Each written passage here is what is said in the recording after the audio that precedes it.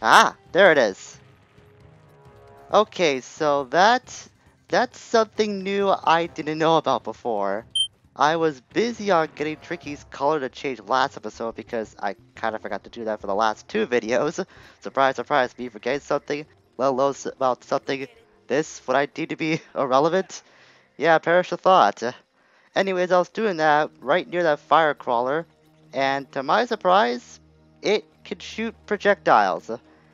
It always looked like it could do that, but I was never far away enough from the enemy that it actually demonstrated the action to me. I always thought I could just breathe fire. Well, you learn something new every day, but that just gives me all the more reason to kick this guy's butt, even though I already done that like once. Still, he's getting extra special treatment because of his new attack. Hey, he did it close quarters too. Since when could those things ever do that? Like, do I have to be at a certain distance? Does it happen by random? I don't know. It's a new thing I learned today, and I don't think it's something a lot of people know about that particular enemy because you it wouldn't stick around long enough for it to actually demonstrate that. Well, surprise aside, greetings all, it's Blue Knight, and welcome back to Starfox Adventures. Previously, we continued with our adventure here in Dragon Rock, continuing to free the prisoners that are trapped in this place. So we started with the Earthwalker, and I believe we last left off freeing the High Top, which eventually led us to freeing the Cloudrunner. Today, we're going to board the Cloudrunner, and hopefully it will help us continue to evaporate more of Dragon Rock's security systems. The spellstone you seek is hidden below the Great Tower. To get inside, you will have to destroy the four spires that protect it. I will fly you in close, but you'll have to protect me from their fire. And protect I shall, my flying aerial friend person. I was trying to be a little clever with the wordplay, but nothing just came to me right now. But here we have more on-rail shooting. This is very close to like the on-rail R-wing segments we have to go through throughout the game and like typical Star Fox faction, but not quite. We're first person first of all, similar to how we went with the high top last episode. But that's gonna make trying to shoot down these projectiles a little tougher. You can see how you're taking damage because I'm gonna admit I'm not the best at this segment. I do like this just as much as the high top part since we're like shooting stuff down, but it is a little tougher since the Cloud Runner is moving around, so that might mess with your lineup when you're trying to take down a projectile. But if you just continue to move your cursor, it's not too big of a deal. Also, it just comes really close to you because you're getting closer to these towers you have to take out. And you're really gonna mash that A button when you get close to the weak spot. If you don't take it down, don't worry. The Cloud Runner will always fly around until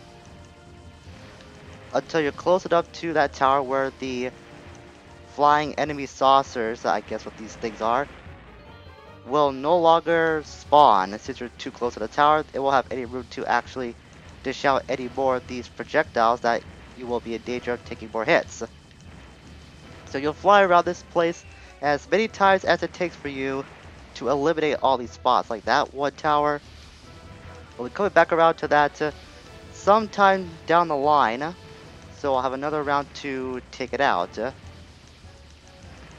This is pretty much the whole gist of this last part. I think we might go immediately to another segment after we complete this task. I'm not too sure about that. I don't really remember the last little bit of Dragon Rock that much. All I know is like what the last two segments are. I just don't know if there's going to be any time for us to have a little respite before we do jump into that next segment following this Cloud Runner portion.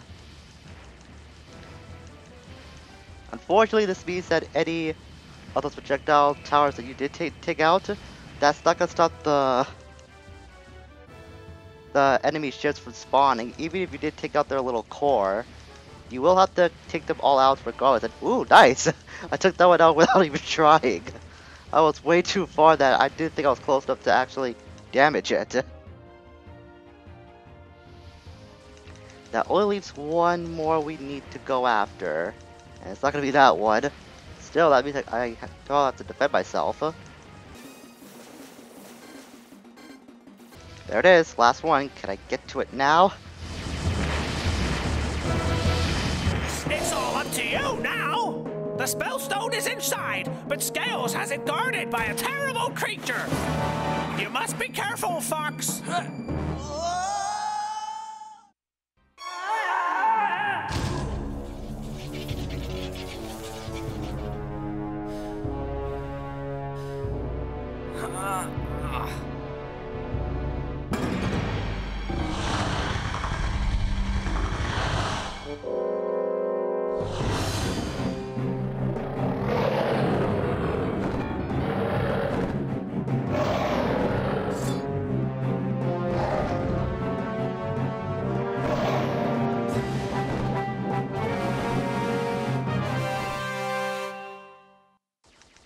And just as I suspected, we jump immediately into the boss fight.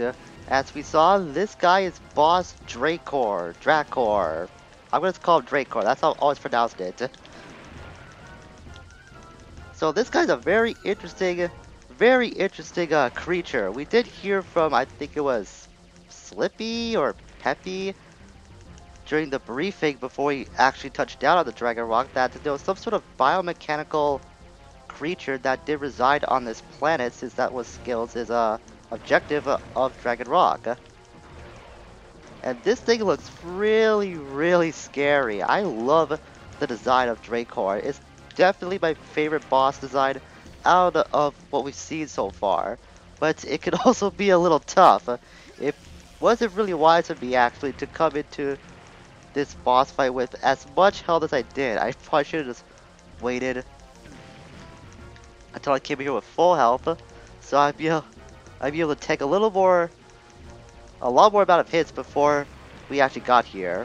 So all we have to do is just shoot down anything dangerous that comes our way, like the projectiles and any obstacles we can deactivate with those flamethrowers as an example. Shoot that down. And there are also boxes here that contains rings which will add back to your health. So if you take any damage, that's going to be your chance to get some energy back for your health. But I don't think they respawn though. That's the thing I'm more concerned about. Like that particular box, it did have a ring in it, so I think I got some health back because of it. This thing kind of reminds me of like a demonic mechanized flying dinosaur. Well, I think it is because of dinosaur, because hello, dinosaur planet. I think that goes without saying. And I always picture this guy. I thought he was supposed to be like Scales' right-hand man, but it turns out it's just like a weaponized creature that was engineered by Scales and his army. I just like to think of it. It does have some sort of relationship with Scales in some fashion, because it looks like it'd be something that would look like it would be a second in command to some army. I'm taking a lot of damage here. I really gotta be careful. Like I said, I came here with a lot less health than I should have, so I am on like borrowed time when it comes to health. And that's gonna take away the health I just got, since I didn't get a chance to deactivate all those fire flamethrower things. Oh man, he's really shooting like crazy now. I really gotta concentrate here. I wanted to spout out my trivia I found out about Drakor, because there's a lot of interesting background information that was going on during development of the game that did involve this boss, but I don't think I'll get a chance to do that because I am on really low health right now. And the last thing I want to experience is to fight this guy again. What hit me there? Did I miss like a shot he got to me? I'm taking more damage. That's one thing I don't like about this boss. So, like, there's so much going on that I can't tell half the time what I'm getting hit by, whether it's by Drakor himself or some sort of hazard that I missed out on. It's almost there though, just a few more shots. Got him!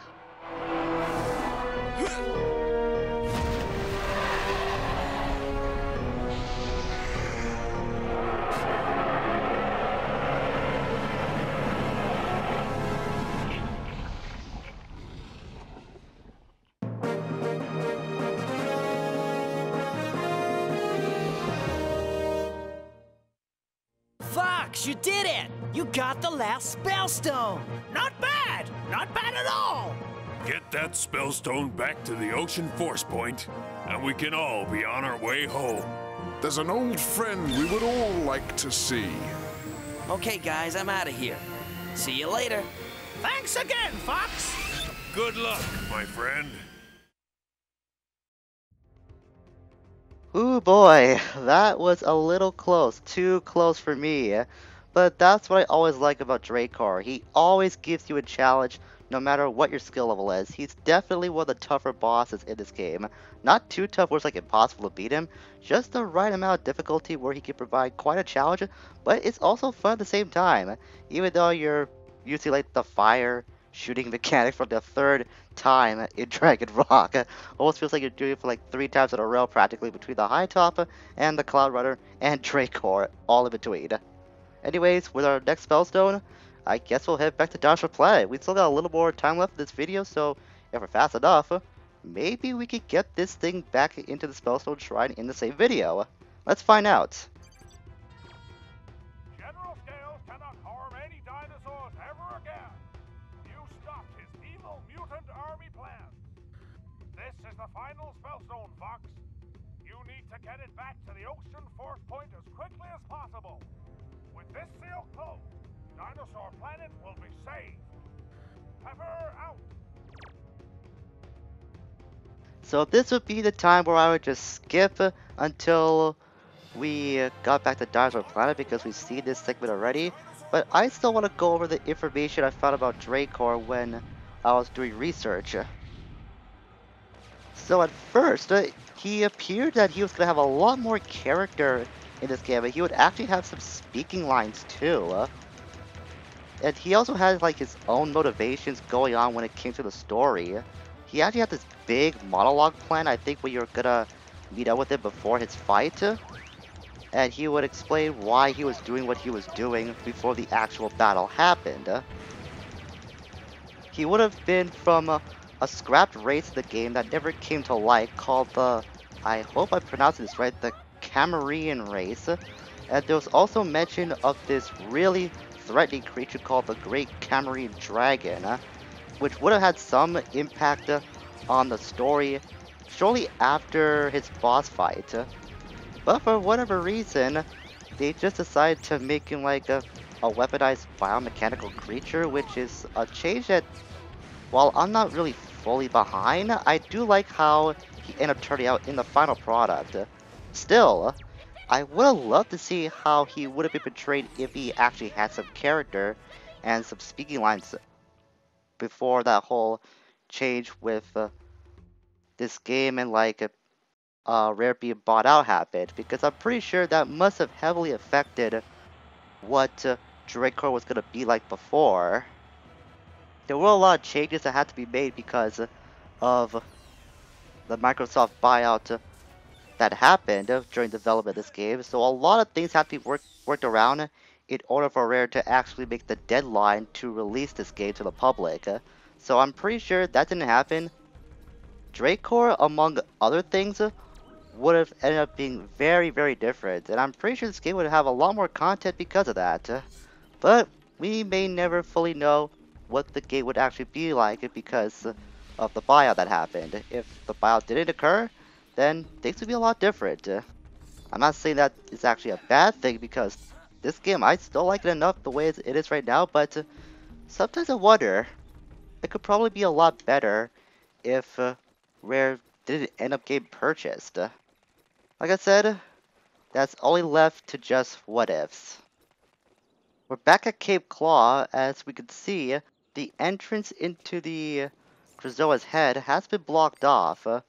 You may think there's not a way to remove that obstacle from our path, but you'd be wrong. It has been some time since we were last in Cape Claw, let alone the Ocean Force Point, and we did acquire a few new abilities from our time away from this place, one of which that could lead us, no, away from you, I don't have time to deal with you, over here to this portal door. We did see this the last time we were at Cape Claw, but we obviously didn't have the means to get by it.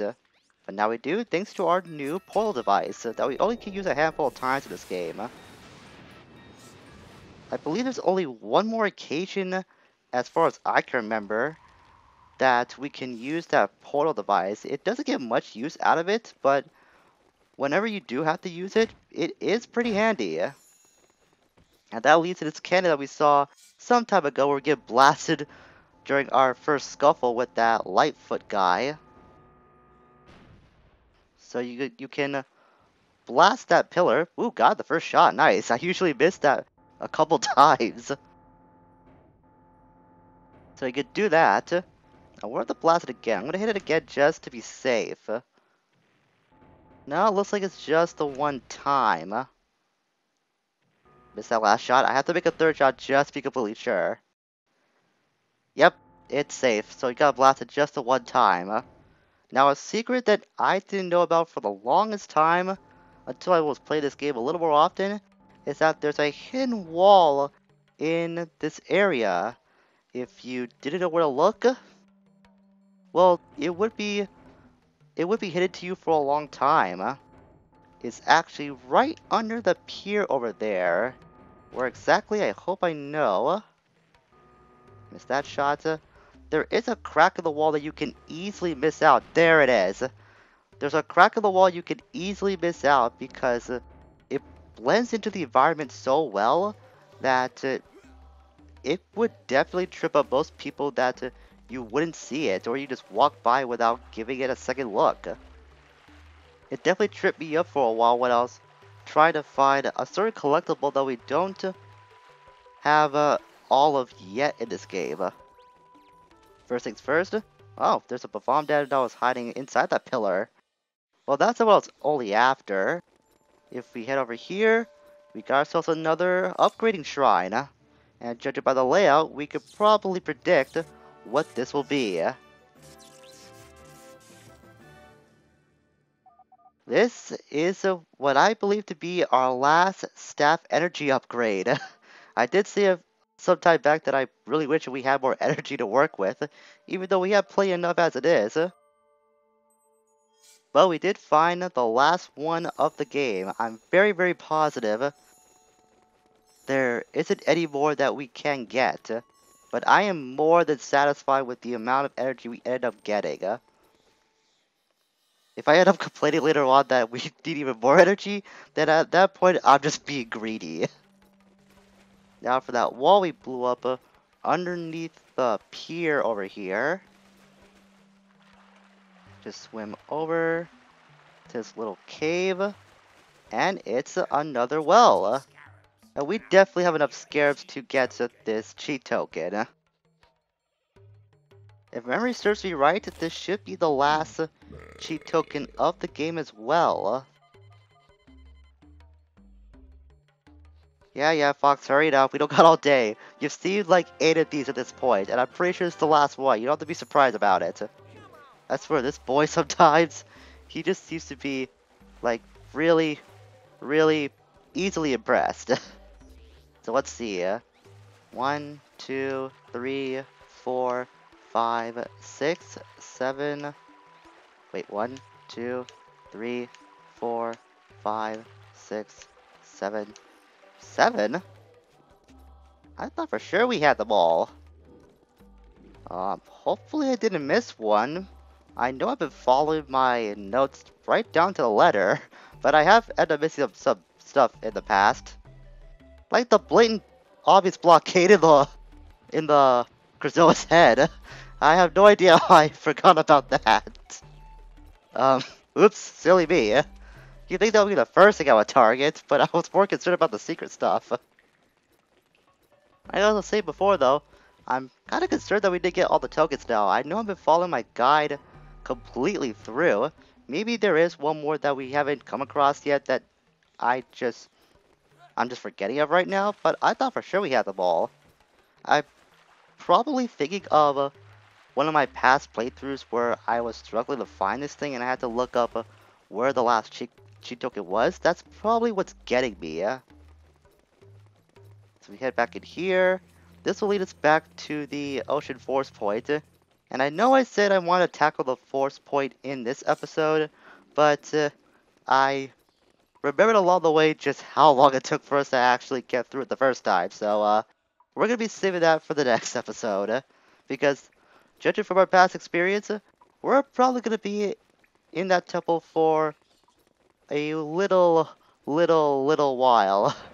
And I can't believe I put three littles in front of that last sentence, but you get what I mean. It's probably going to take some time before we actually get to the Spellstone Shrine to drop off this final Spellstone and complete our mission of stabilizing Dinosaur Planet. So, let me just get to the door really quick and then we'll end off the episode for real. Head over here. And just like in the Volcano Force Point, we have to use our handy dandy Spellstone to act as a key to get into said temple.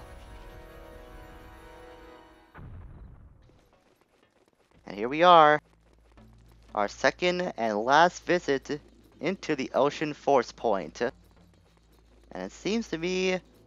Oh, we don't have to do that puzzle anymore, do we? Yup, we have to.